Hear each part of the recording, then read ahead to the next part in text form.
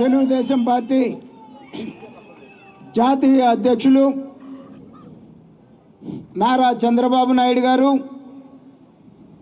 వేదిక మీద ఉన్నటువంటి పెద్దలు, ఈనాడు నేను చంద్రబాబు నాయుడు గారి సమక్షంలో తెలుగుదేశం పార్టీలో చేరుతున్న సందర్భంగా నాతో కలిసి వచ్చినటువంటి పెద్దలందరికీ, మిత్రులందరికీ కూడా నా హృదయపూర్వక నమస్కారం. సంతోషం. మరి ఈ రోజున నేను కన్నా లక్ష్మీనారాయణ అంటే మొదటి నుంచి కూడా చంద్రబాబు నాయుడు గారికి వ్యతిరేకంగా పోరాటం చేసినటువంటి వ్యక్తి. చాలామంది కూడా ఈ రోజున చాలా అనుమానాలు రావచ్చు. ఎందుకు కన్నా లక్ష్మీనారాయణ ఈ రోజున తెలుగుదేశం పార్టీలో చేరుతున్నారు అనేటువంటి దానికి చంద్రబాబు నాయుడు గారు చెప్పినట్లు ఈ రాష్ట్రంలో ఒక రాక్షస పాలన జరుగుతూ ఉంది. ఈ రాక్షస క్రీడని ఈ రాష్ట్రం నుంచి పారద్రోలాలి అని అంటే ఈ రాష్ట్రంలో ఉన్నటువంటి ప్రజాస్వామ్యవాదులందరూ కూడా కలిసి రావాల్సినటువంటి అవసరం ఎంతైనా ఉందని చెప్పి నేను ఈ సందర్భంగా తెలియజేస్తా ఉన్నాను.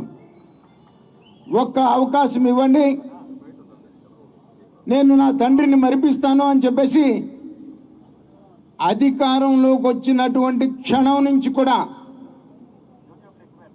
ఈ రాష్ట్ర సంపద మొత్తాన్ని కూడా ఒక యూనిట్ సెంట్రలైజ్ చేసి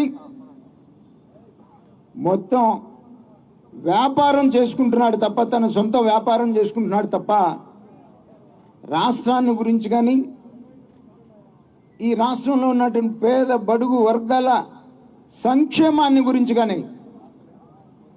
నేను ఎందుకు చెప్తున్నానంటే, సంక్షేమం అంటే చాక్లెట్ ఇచ్చి నక్లెస్ ఎత్తుకెళ్ళినటువంటి మాదిరిగా నేను ఆయన వచ్చినటువంటి 6 మాసాల్లోనూ చెప్పాను. నేను ఈ చాక్లెట్లు పంచుతున్నాను, మీరు ఖచ్చితంగా నాకు ఓటేయాలని నేను తాతగాను ముల్లే సంప పెట్టుకొని తీసుకొచ్చి పెట్టి పంచుతున్నట్టు. ఏదో ఆయన భారతీయ సిమెంట్స్ నుంచి తీసుకొచ్చి డబ్బులు పంచుతున్నట్టు నేను డబ్బులు ఇస్తున్నాను. నేను సొంత డబ్బులాగా ఇప్పటికి 9 లక్షల కోట్ల మన అందరి మీద తలకాయలు తాకట్టు పెట్టి అప్పు తెచ్చి ఏదో తను చాక్లెట్ కనుక ఇచ్చి పైగా 9 లక్షల కోట్ల రూపాయలు అప్పు తెచ్చినా కూడా నిరంతరం ఈ రోజు వరకు కరెంటు బిల్లుల దగ్గర నుంచి, ఆర్టీసీ ఛార్జీల దగ్గర నుంచి ఆఖరికి చెత్త పన్ను కూడా వేసినటువంటి పరిస్థితి ఉండి ఈ రాష్ట్రంలో ఉన్నటువంటి ప్రజల ఆస్తులు తాకట్టు పెట్టింది సరిపోక ప్రజల ఆస్తులు అమ్మి ఈ డబ్బులన్నీ ఏం చేస్తున్నావు జగన్మోహన్ రెడ్డి అని చెప్పేసి నేను అడుగుతా ఉన్నా. అది కాకుండా ప్రధానంగా అమరావతి క్యాపిటల్ ఎప్పుడైతే ఆయన ప్రతిపక్ష నాయకుడిగా ఉండి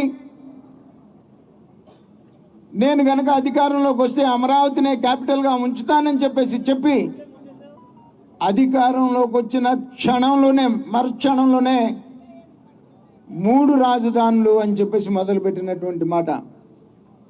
నేను ఆ రోజే చెప్పాను, నరేంద్ర మోడీ గారు శంకుస్థాపన చేసినటువంటి దగ్గర ఒక పూట దీక్ష చేశాను. నేను దీక్ష చేసినప్పుడు ఈయన 3 రాజధానులు కాదు, 3 ప్రాంతాల అభివృద్ధి కాదు, అమరావతి అయితే ఇదంతా డెవలప్ చేయాల్సినటువంటి పరిస్థితి ఉంది, అభివృద్ధి చెందినటువంటి విశాఖపట్నంలో అయితే రెడీగా దోచుకోవడానికి సిద్ధంగా ఉంది అనేటువంటి మాట తప్ప నాకు ఇంకొక కారణం కనపడతలేదు అని చెప్పేసి నేను ఆ రోజు చెప్పాను.